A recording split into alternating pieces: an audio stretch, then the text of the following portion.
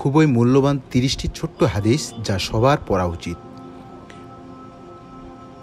রাসূল সাল্লাল্লাহু আলাইহি ওয়াসাল্লাম বলেছেন, আমার কথা অন্যদের কাছে পৌঁছিয়ে দাও, তা যদি একটি আয়াত হয়। সহিহ বুখারী শরীফের হাদিস।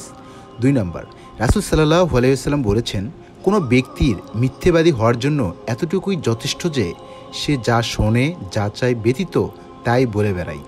সহিহ মুসলিম শরীফের হাদিস।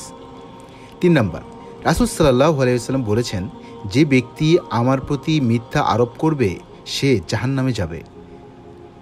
4 নম্বর, পিতামাতার সন্তুষ্টিতে আল্লাহর সন্তুষ্ট, আর পিতামাতার অসন্তুষ্টতে আল্লাহর অসন্তুষ্ট। তিরমিজি শরীফের হাদিস। 5 নম্বরে বলা হয়েছে, 5 ওয়াক্ত সালাত আদায় করলে 50 ওয়াক্ত সালাতের সওয়াব পাওয়া যায়। এরপর 6 নম্বরে বলা হয়েছে, ব্যক্তি এবং শিরক ও কুফরের মাঝখানে সালাত ছেড়ে দেওয়াই হচ্ছে ব্যবধান।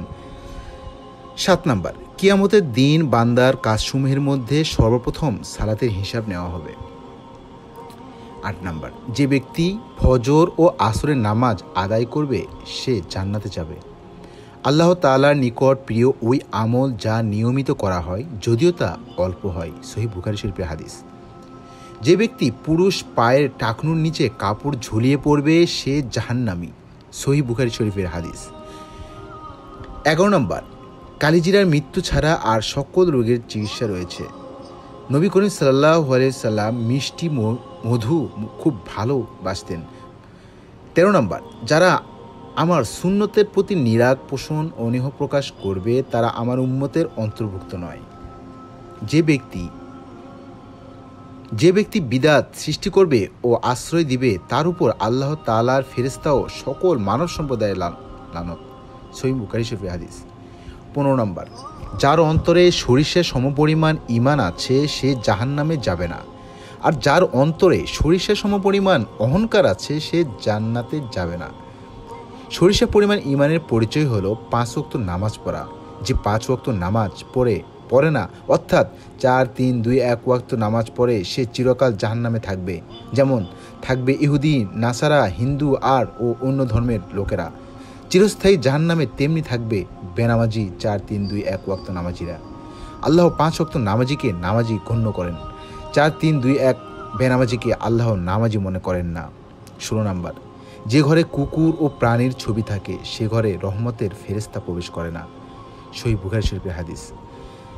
3 ব্যক্তির দিকে কিয়ামতের দিন আল্লাহ তাদের দিকে করুণার দৃষ্টি দেবেন না ও তাদের জন্য কঠিন শাস্তিকে গিটের নিচে কাপড় পরিধানকারী পুরুষ, খোঁটাদানকারী, মিথ্যা কসমে পণ্য বিক্রয়কারী। মুসলিম শরীফের হাদিস। 18 নম্বর, যে ব্যক্তি মারা গেল অথচ জিহাদ করেনি, এমনকি জিহাদের আকাঙ্ক্ষাও ব্যক্ত করেননি, সে মুনাফিকের ন্যায় মৃত্যুবরণ করল। সহিহ মুসলিম শরীফের হাদিস। 19 নম্বর, আত্মীয়র সাথে ভালো ব্যবহার করলে রিজিক ও হায়াত বৃদ্ধি পায়। সহিহ বুখারী শরীফের হাদিস। বিনা হিসেবে জান্নাতে যাবে 70,000 ওসব লোক যারা অশুভ অবলম্বন চিহ্ন মানেন না, যারা ঝাড়ফুঁক করায় না, যারা মন্ত্রণায় ধারে না এবং আগুনে পোড়া লোহার দাগ লাগায় না, বরং সদা সর্বদা তাদের পরায়ণগতদের উপর পূর্ণ ভরসা রাখে। সহিহ মুসলিম শরীফের হাদিস। 22 নম্বর, যে ব্যক্তি নিষ্ঠার সাথে শহীদি মৃত্যু কামনা করে আল্লাহ তাকে শহীদদের মর্যাদা পৌঁছিয়ে দিবেন, যদিও সে তার বিছানায় মৃত্যুবরণ করে। 23 নম্বর, যখন কোনো ব্যক্তি তার ভাইয়ের অনুপস্থিতিতে তার জন্য দোয়া করে তখন ফেরেশতাগণ বলেন আমিন এবং তোমার জন্য অনুপম হবে। সহিহ মুসলিম শরীফের হাদিস। 24 নম্বর, কোনো ব্যক্তির মন্দ হওয়ার জন্য অশ্লীল বাকচারী ও কৃপণ হওয়াই যথেষ্ট। 25 নম্বর, রাসূল সাল্লাল্লাহু আলাইহি ওয়াসাল্লাম বলেছেন, যে ব্যক্তি প্রতি ফরজ নামাজ শেষে আয়াতুল কুরসি পড়ে আর জান্নাতে প্রবেশ করতে মৃত্যু ছাড়া আর কিছুই বাধা হয় না। সহিহ শরীফের হাদিস। যে ব্যক্তি ওযু করে এবং ওযুকে পূর্ণাঙ্গ রূপে সম্পন্ন করে তারপর কালেমায়ে শাহাদাত পাঠ করে তার জন্য জান্নাতের 8টি দরজা খুলে যায়, সে যে দরজা দিয়ে ইচ্ছে জান্নাতে প্রবেশ করতে পারবে। সহিহ মুসলিম শরীফের হাদিস। তিরমিজি শরীফের হাদিস। 27 নম্বর, যে ব্যক্তি দিবসে একবার ও রাতে একবার আন্তরিকতার সাথে সাইয়্যিদুল ইস্তেগফার পাঠ করে যদি সেদিন বা রাতে মারা যায় তাহলে ওই ব্যক্তি জান্নাতি। সুবহানাল্লাহ।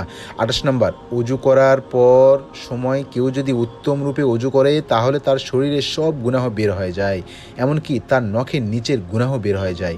সহিহ মুসলিম শরীফের হাদিস। রাসূল সাল্লাল্লাহু আলাইহি সাল্লাম ইরশাদ করেছেন, তোমাদের মধ্যে সেই ব্যক্তি সর্বোত্তম যে কোরআন শিক্ষে এবং অন্যকে শিক্ষা দেয়। সহিহ মুসলিম শরীফের হাদিস। সর্বশেষ, কোরআন পাঠে দক্ষ ব্যক্তি উচ্চ মর্যাদা ফেরেশতাদের সঙ্গী হবে, আর যে ব্যক্তি কোরআনের পড়ার সময় আটকে যায় এবং কষ্ট করে তিলাওয়াত করে তার জন্য রয়েছে দ্বিগুণ সওয়াব। সহিহ বুখারী শরীফের হাদিস। মহান আল্লাহ আমাদের সকলকে এই আমলগুলো করা তৌফিক দান করুন, আমিন।